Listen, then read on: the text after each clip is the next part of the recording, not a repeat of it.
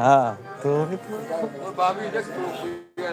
ও আচ্ছা আচ্ছা দাদা আমি জানি তো ভাবি।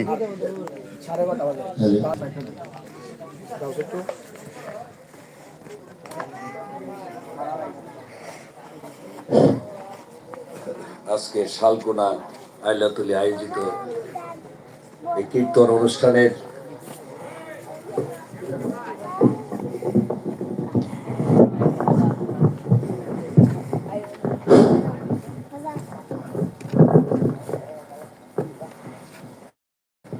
কৃষ্ণর সেই কীর্তন অনুষ্ঠানের বাংলাদেশের বিভিন্ন প্রান্ত থেকে জ্ঞানী গুণী যারা কীর্তন গাইতে এসেছেন তাদেরকে আমি এই এলাকার একজন ক্ষুদ্র মানুষ হিসাবে অভিনন্দন জানাই।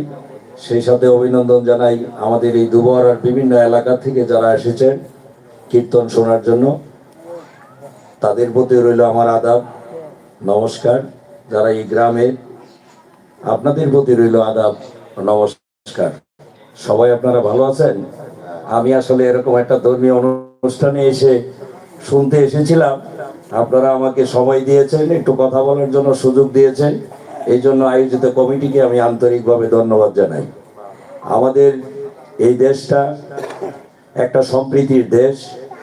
উৎসব যার যার, ধর্মটা যার যার, উৎসবটা সবার।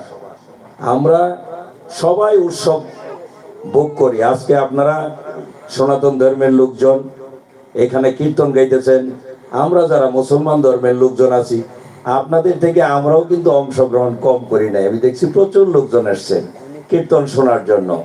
যাই হোক, সেটা আমার কাছে অনেক ভালো লেগেছে। যারা আজকে সাধু